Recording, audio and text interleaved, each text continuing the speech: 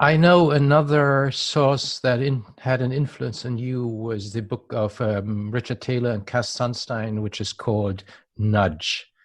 Yes. And I find it quite fascinating, and we have been chatting about it before. Explain us what the theory of those two guys is and what the book is about. Well, what I took away from it was, every day we make so many decisions, uh, turning left, turning right, turning, which station you watch on the television or listen to on the radio, and there's just so many decisions all the time, and so what Nudge looks at is, um, it. I guess it actually. It plays on our desire to have an easy life. So we always go towards what's easy. And so with nudge, they try and nudge you towards the choice that they want you to make. And a good example is, everybody would like, well, not everybody, many people would like to be an organ donor if they die and their organs are in a condition where they will be useful to someone else. But in systems where it's a opt-in rather than an opt-out process, the donation rates are much smaller.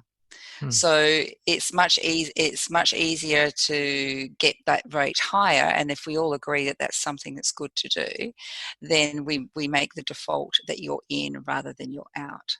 And of course, for those things that most people agree are a good thing, and it's easy. For things where we might think, well, there's an assumption that we all think that that's a good thing to do. So, is it right for us to be nudging people towards Yeah. that behavior? But yeah, it plays upon all of the biases that people have, and we want confirmation bias. We go towards people that we like and trust, and we want to, expediency. To do something quickly is something that is played on. Or environmental now.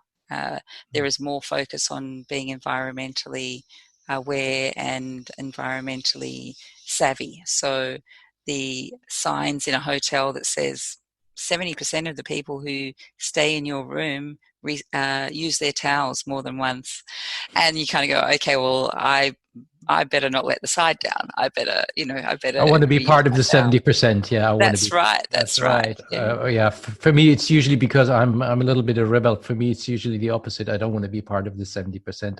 But I've seen similar examples, for example, in restaurants which are not vegetarian restaurants, but which offer vegetarian food as the mains and meat as the side dishes. I found that very interesting. And then you think about, okay, and then if the vegetarian dishes are very good and very nice, you think, okay, I don't need meat. That's correct. Yeah, that's correct.